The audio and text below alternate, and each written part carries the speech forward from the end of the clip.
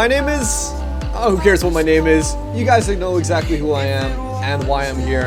I'm here to let you guys indulge in the commentary of some ground force matches. So today I'm going to be showing you two ground force matches that were actually pretty damn good. This first one I would actually call from 0 to hero, or something like that, or topping the leaderboard, I don't know.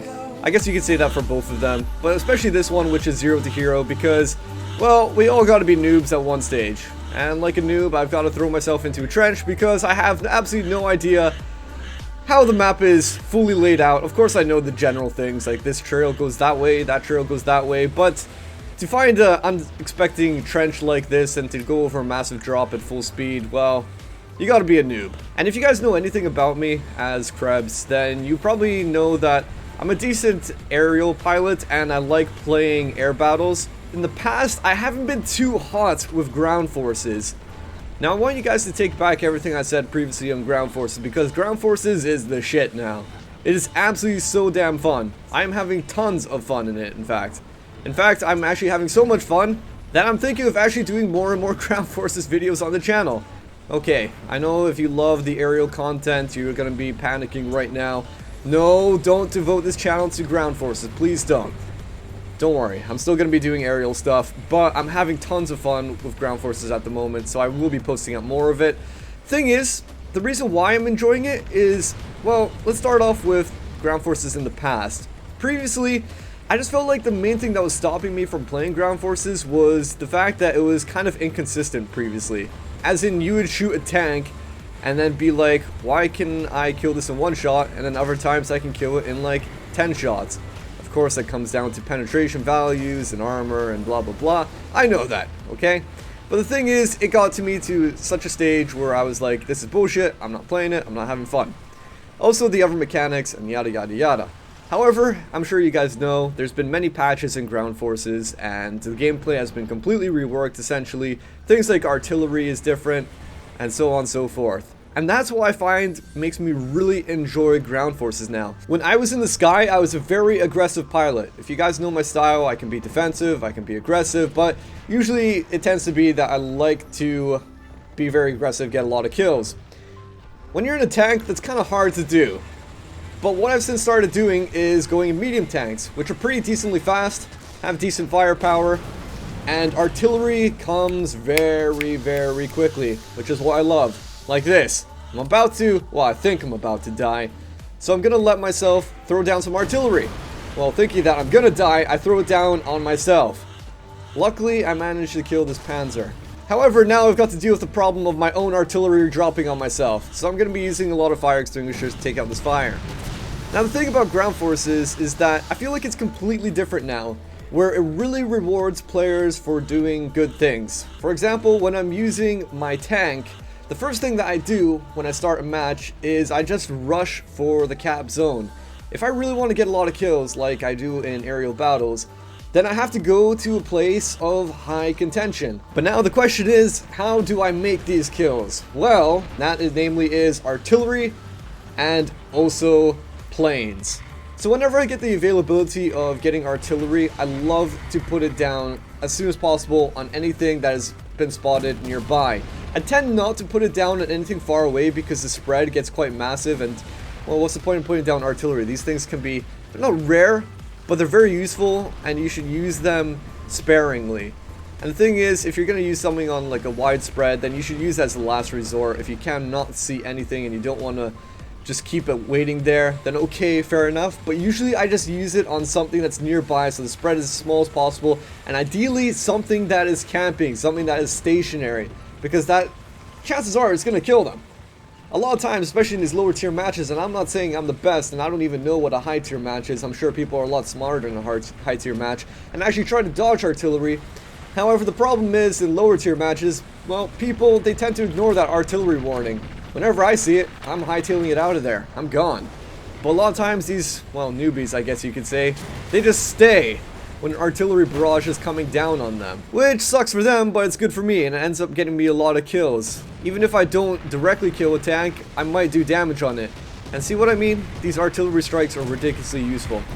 Now another thing that I've done, I've actually macroed the keys to select a bomber or an attacker on my mouse. And I've got a funky mouse. I've got a wireless mouse, a G602, I think that's what it is, and it has buttons on the side. So I've basically hooked up the numbers 9 and 8 to one of those macros, well, to each of those macros, and so that allows me to grab a bomber very fast. Only problem is when somebody shoots out my pilot, because those planes have no vitality at all. They're stock as balls. But the thing is, when you get inside a bomber, that is when I make the majority of my kills. I grab my bomber, even if it has 3, 4, 5 bombs, even if it's 3, that should be at least a minimum 3 kills. If you want a good output, 3 bombs, 3 kills. If you can find people grouped up, it could be even more. And that's how I make a lot of my kills. And in this match, I think I actually did manage to use a bomber once. Well, apart from that one time I died, where the bomber was actually successful. You guys are going to see that in a bit. But that's what I tend to do. Get my bomber, dive, dive, dive. Because sometimes the enemy team will have a fighter that spawns right behind you and be like a race against them.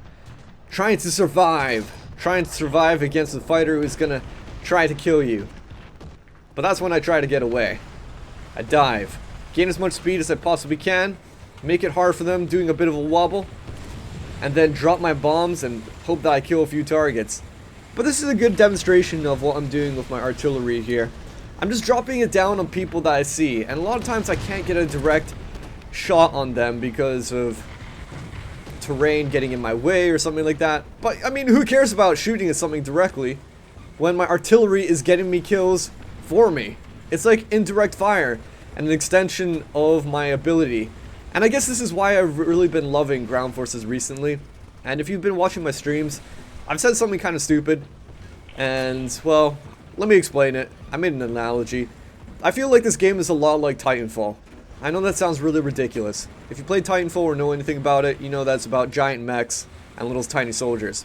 So how does that have anything to do with World of Tanks? Wow. War Thunder ground forces. It has actually a lot to do with it. In terms of strategy, not necessarily the mechs and titans and whatnot, but in terms of strategy and actual gameplay, what you do is you acquire your Titan, like in Titanfall. You get your Titan ASAP. You try to make as many kills on the ground as soon as possible so that you unlock your Titan. And if you really want to get a lot of kills in a match and top the leaderboard in Titanfall, then you should use your Titan.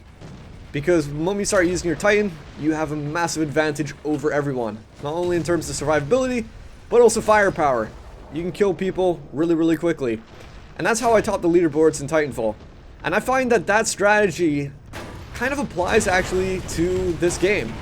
So, by getting kills as soon as possible, or doing damage, then that unlocks extra artillery abilities. And thus, I can start killing more people. Essentially, what happens is that you go on a roll. Almost like a boulder that's been let go down a hill, and it's going to keep on rolling and rolling, gathering speed. Perhaps not a boulder, because a boulder will just get smaller and smaller. Let's talk about a snowball. A snowball that gets bigger and bigger and bigger and bigger. And what you're trying to do is maintain that momentum.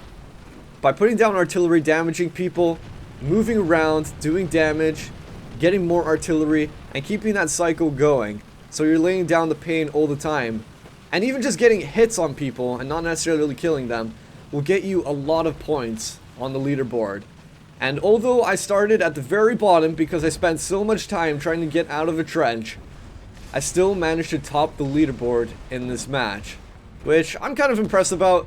I don't know if you guys are. I know a lot of you will be like, oh, it's a noob match, who cares? But I'm getting better. I don't have all the tanks. I'm not even close to getting all the tanks. I'm only at like tier 2. But see, this is what I mean about my hotkey and my macro for my bombers. I just press it straight away. I don't even reach for my keyboard, because if you press 8 or 9, come on, that's kind of awkward. It's like your left hand is on WASD 1, 2, 3, 4, 5. 8 or 9 is quite a stretch. I don't have time for that. Ain't nobody got time for that. Ain't nobody got time for that. Ain't nobody got time for that. Ain't nobody got time. Ain't nobody got time. Ain't nobody got time for that. So the point is, right now, that bombing is where you're going to make a majority of your kills. So try to get those bombers ASAP. I wish I wasn't saying this right now, because I'm kind of revealing my tactics on how I get a lot of points and get on top of the leaderboard. So I have a feeling it's going to be a whole lot harder to get a bomber now that I've told you that, because everyone's going to start grabbing their bombers ASAP. Now this doesn't only apply to bombers. If I can get an attacker then I'll get an attacker as well. But I'll only get an attacker if a bomber isn't available. Bomber is immediate priority, because dropping those bombs is so easy to do and so easy to kill people. With attackers and rockets, it's a lot harder to actually hit something. You can still do it, and what I tend to do is actually a suicide rush with the rockets. I just swoop down on somebody, unload all 6 rockets into them, or whatever number it might be, and then I just crash into them. So I usually just get 1 kill out of it, but at least it's a guaranteed kill. Now, this pretty much just goes downhill from here. The match is pretty much over, so what I'm going to do is I'm going to skip to the end, and you'll see that I'm at the top of the leaderboard with 10 wholesome kills. So this is the second match, and it's a lot shorter than the first one. In fact, there's going to be a lot less splicing in it, because the match is so damn short. But I managed to get 9 kills. I'm going to spoil it for you guys. I managed to get 9 kills, and I'm just going to talk you through exactly what I was doing. But although I got 9 kills, which isn't quite my 10 in my last game, this game was a lot shorter. So you can imagine if it was the same length, I would have made like 15 or something kills, which actually is my highest kills so far. I've made 15 kills, which actually is quite a lot, considering you can only go out 3 times in a match with tanks. Then that's basically 5 people I've knocked out of a match with 15 kills. Anyway, too bad I couldn't actually salvage that game because the audio was screwed up. But what I'm doing here, I rush for the middle because there's a few choices on this map. You can go either A, B, C, and C is the closest to your spawn. So, I mean, I could go C, I could cap it, but the point of what my strategy is to be as aggressive as possible and get the momentum. Remember that snowball? Try to make that snowball as big as possible. If you go to C, you won't be able to shoot shit unless a retard goes to C from the enemy team, and then you get a free kill essentially. But that's kind of like close to your spawn, so I don't bother with it. I go for the B point because it's right in the middle, hot point for contention. I don't go for A because there's going to be a lot of enemies there. B is the ideal point. And what I did was I dropped artillery. So I hugged the hill and I dropped artillery on the people that were on B. And that just gives me indirect fire. It gives me indirect damage. So as you can see, the moment I get artillery, I just drop it. I need to put it down somewhere, and ideally on somebody that's stationary. Oh, I've got a few targets to go for. I don't think there's a point of hitting somebody that's already been criticaled. If they're on fire, then let them burn out. Unless they're trying to kill you. Then you might be a bit more desperate to finish him off. And I'm still desperate here. Even though I know he's on fire, I know what people are like. I know they're going to try to steal it. Although I don't find the kill stealing so bad as in aerial battles, but hey-ho, it is what it is. So those targets are knocked down. I've got 1 artillery. Actually, 2 artilleries available. That's amazing. I love it when artillery stack up, especially when you have 3, because then you can drop like 2 artilleries on 1 target. And then they really get clusterfucked. And they're just like, wow, what is going on? Bomber, grab it, grab it. See, that's it. Gotta be really keeping your eyes careful with that bomber thing. Because people want to grab it as soon as they possibly can. See, somebody else has the attacker. Any enemies on me? None. Oh, perfect. I love moments like these. It means I can just go on a killing spree for absolutely free. Now, whenever I get the option to go in a fighter, I never bother with it. I know if you want to win a match that you should, and I have a feeling maybe this will change in the future because my strategy is what it is right now, but I'm not saying it's going to be like it forever. Now, we'll just watch as these kills are going to be easy. I don't go for the T50 because I know T50 is just like, he can move fast as well. He can move and he can move fast. So I'm just going to mind going for stationary targets, and I happen to get 4 kills out of that. You see what I mean?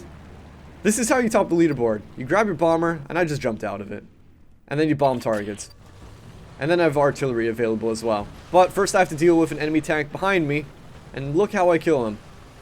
Boom! Yeah, you seen that right. My shell went through my teammate's track and into the enemy and killed him. That's pretty awesome. I've never done that. I was kind of like, WTF? Alright, fair enough. Well, at least it's a kill in the end. Now, what I'm going to do is either ballsy or stupid. And it could be both. I'm going to rush. It's going to be stupid. And if I was in a different situation with smarter enemies, I would probably die. They are trying to get me. I don't blame them. But they're trying to put down artillery fire on me? Are you for real? Wow, that's kind of stupid. Why would they put down artillery fire on me when I'm moving? Alright, well, whatever. That's what the enemies want to do with their artillery. I'll let them be. And I'm going to rush for the nearest trench, which is this one here. But instead, my own artillery hits me, I think. God damn it. I need to realize where I'm dropping my artillery. So I'm going to have to get repaired. Well, I have one more opportunity to go into bomber, but we've got all 3 points, and we're just about to win. Now, if this game was longer, and the enemy had more points, then I would have been able to get a whole lot more kills than 9. So anyway, guys, that is it for today's replays. I hope you enjoyed this episode. I don't know how I want to end this, but, well, I'm just going to leave it there, okay? That is my strategy right now. I think it's probably going to change in the future. It is what it is, and I hope you guys enjoyed this. But until the next video, this is whoever I am, and I'll catch you next time.